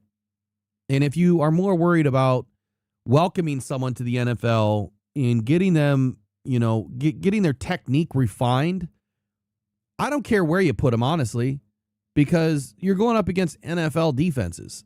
And no matter where you are, it's going to be tough. The right side, I think, just offers a little bit more flexibility simply because the quarterback, most teams have right-handed quarterbacks, can see. And they don't have to worry about the blind side. So if you take away that element of, you know what, Caden, look, I'm going to put you on the right because we don't want you to have to worry about the blind side your first year. Let's get you welcomed, and then next year we'll flip you. I think that's a great trajectory. How does that help the Lions? Well, I don't think the Lions would do that. I think if the Lions take a shot on Caden Proctor, I think that they're going to take him and put him immediately in on the left side. And that's where I'm going to leave it. It could be left guard next to Penei Sewell at left tackle. Could you imagine having Penei Sewell and Caden Proctor on the left side? And if Giovanni Manu can take over the right side, you now have 2 350-pound men on that offensive line. And then Frazier and Mahogany you got Tate Rallage, Frazier, and Mahogany all competing for the rest, which Rallage clearly is going to win the spot. If you had Manu, Ratledge, Mays, Caden, and Penei on your offensive line, that is dangerous. And then you have Frazier, Mahogany, Scruggs, all backing those guys up. I mean, my goodness. I mean, what if Brad pulls the Cowboys and he decides to go after 2 offensive linemen with the first 2 picks? A lot of you are going to be upset. But I would bet that Brad is going to make another move and he's going to get inside that 3rd round or inside that 2nd round and go grab a defensive end. I would love to see Brad somehow pull 4 picks in the top 75. If he can do that, You could end up with a Danny Dennis Sutton. You could end up with Emmanuel Pregnan. You could end up with a Max Ahanichor at a minimum. At a minimum. If he went even further, if he backed out of 17 and dropped down 5, 6, 7, 8 spots, you could still end up with Proctor. You could definitely end up with a Ahanichor or Pregnan. And you could still end up with Malachi Lawrence, Zakia Wheatley in the 4th. Get your safety. And some linebackers that I reviewed last night. There's some linebackers that have now changed my mind. So like I said, the third round of this, when I get into round 3, which I barely have released round 2, I'm going to try to get it done this week and release it all, get all the videos done. I was working on graphics the last few days. That's why I haven't put out much content, because I want the graphics to be right. And then I got a lot of work to do of making, what would it be? 25 times 250 sets of graphics. That's a lot. And I'm just one guy. There's teams that do this, right? I'm doing it by myself. That's a lot of work. So I wouldn't be surprised, again, where I was going with that. I wouldn't be surprised if Brad Holmes decides to go deep onto the offensive line and spare the defense initially. Like, what's more important? We saw it last year. If we can't run the football and if we can't have, Jared Goff standing upright long enough to deliver the football, then you will never win a game. Just like I say, you want your defense to keep teams under 20 points. Well, how many times did that happen to us last year?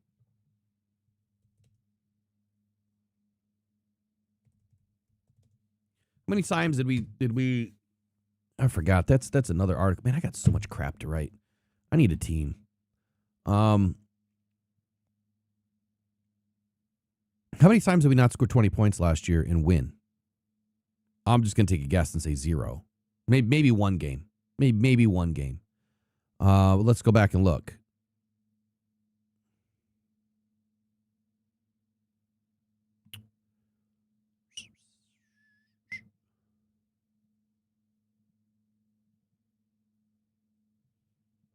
Oops.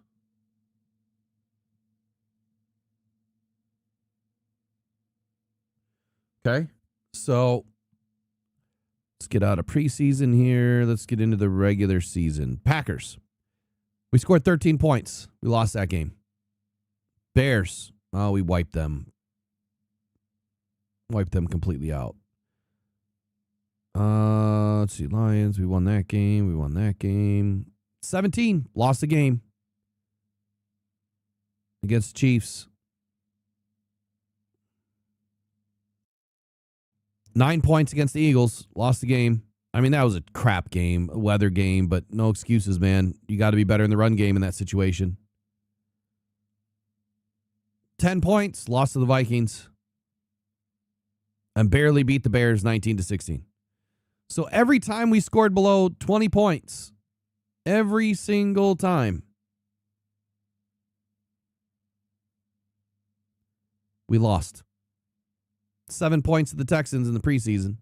13 to the Packers. 17 to the Chiefs. 9 to the Eagles. 10 to the Vikings. So how many was that? Vikings, Eagles,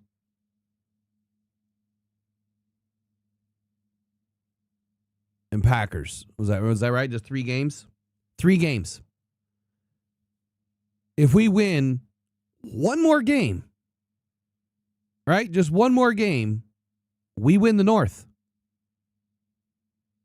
One more game. If we would have beat the Packers in week 1 or the Vikings in week 16, 17, whatever it was, 17, we win the North.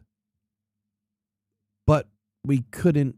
Our offense stunk because we couldn't do what we wanted to do with the football. It's important. The offense is just as important, if not more important, than the defense.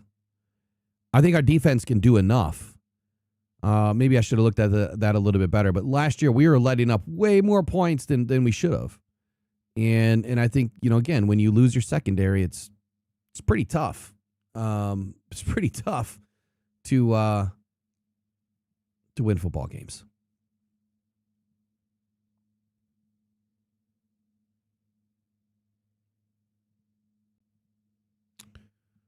Lastly, 10:30. See, I always say I'm going to get off early, and I never do. Okay, so I was going through linebackers, edge, and I'm not finished, but I'm going to give it to you this way. The number one linebacker right now is going to be a defensive end. He's going to be an edge rusher. And this is where I have confliction, because my work on this guy has him straight up as an edge. If a team utilizes him as a linebacker, I would be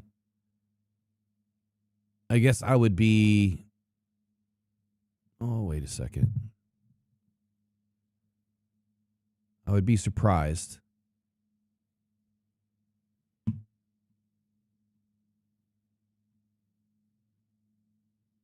Shoot. I got to make an adjustment real quick. There we go.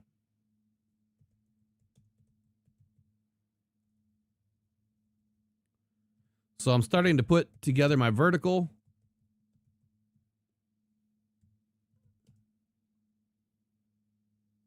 My vertical alignment.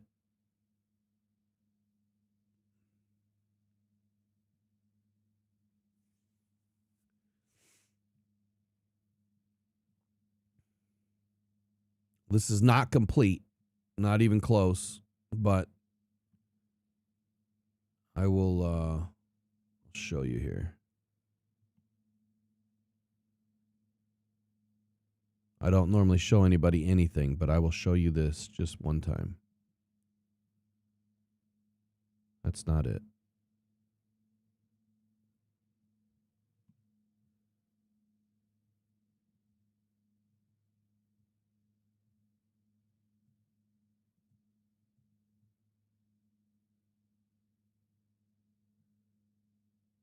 Okay. Edge for right now. I have Malachi Lawrence as the third. Messidor. Oops.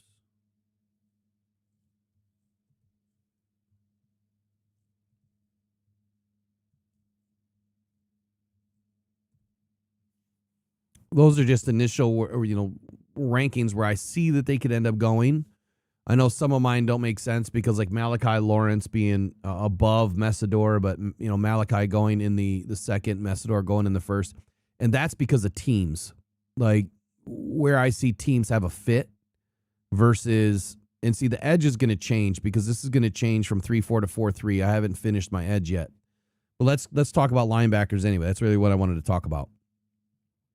Now, what you'll notice here is I have CJ Allen as the number one overall middle linebacker in a 4-3 scheme. First or second round. He could end of first, early second. I have him more in the second. Jacob Rodriguez is your second overall middle linebacker. I have him going in the second. And Anthony Hill right now, I have him as the third overall middle linebacker going in the second. This is going to change. More than likely, this is going to change. I have to watch some more film on Anthony Hill. But Anthony Hill, from what I gathered yesterday, and when I do the linebacker breakdown, I'm going to bring in some audio breakdowns of a all-pro linebacker, and he's going to tell you exactly what he feels about Anthony Hill too.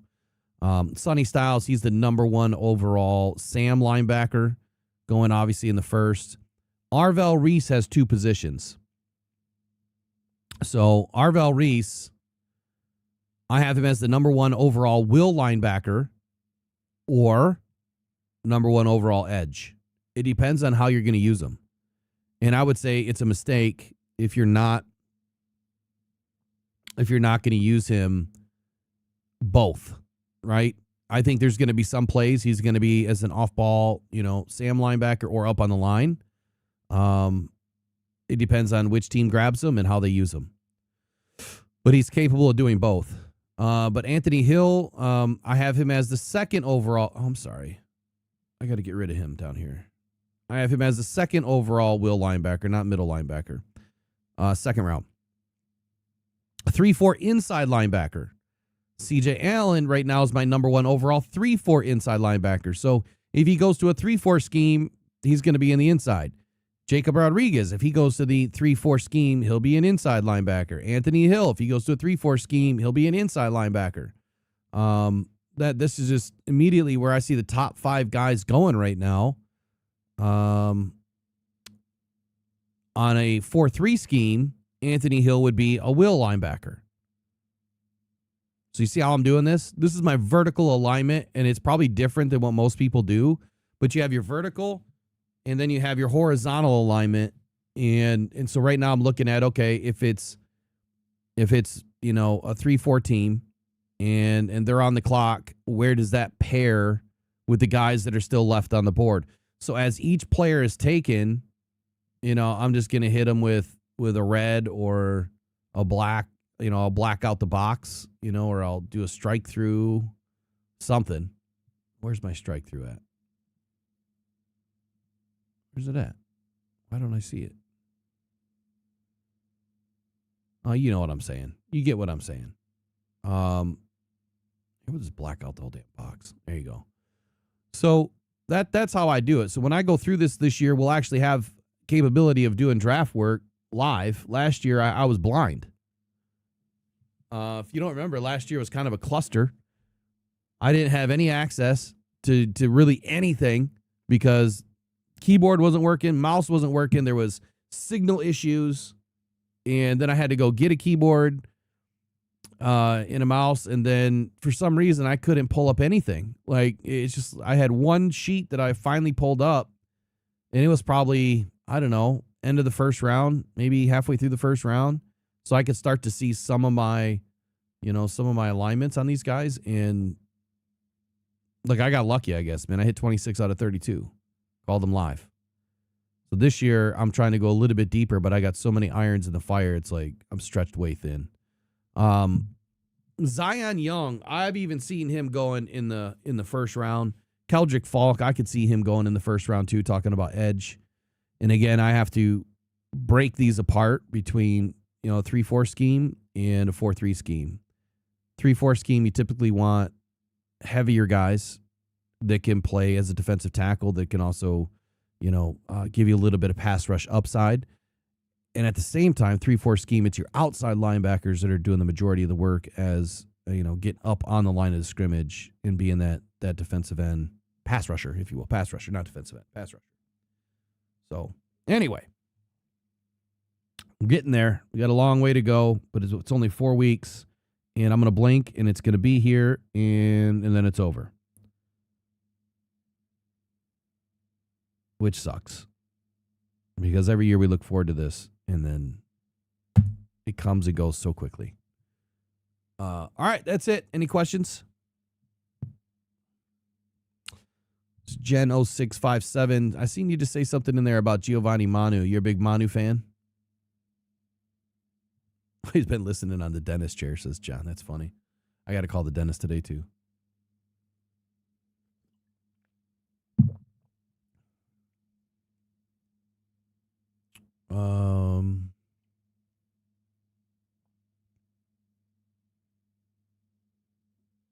I'm a Manu homer. So geeked at the draft when we got him.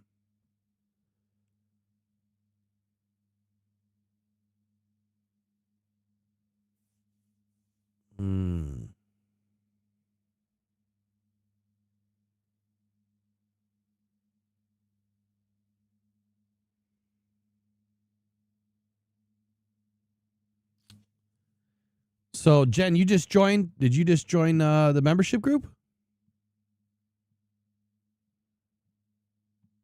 Is that what I just saw?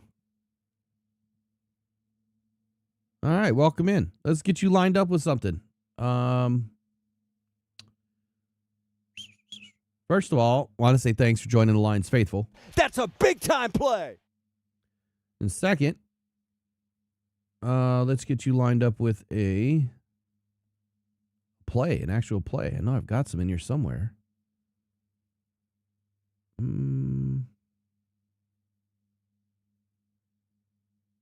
I just redid everything, so I got to get used to it.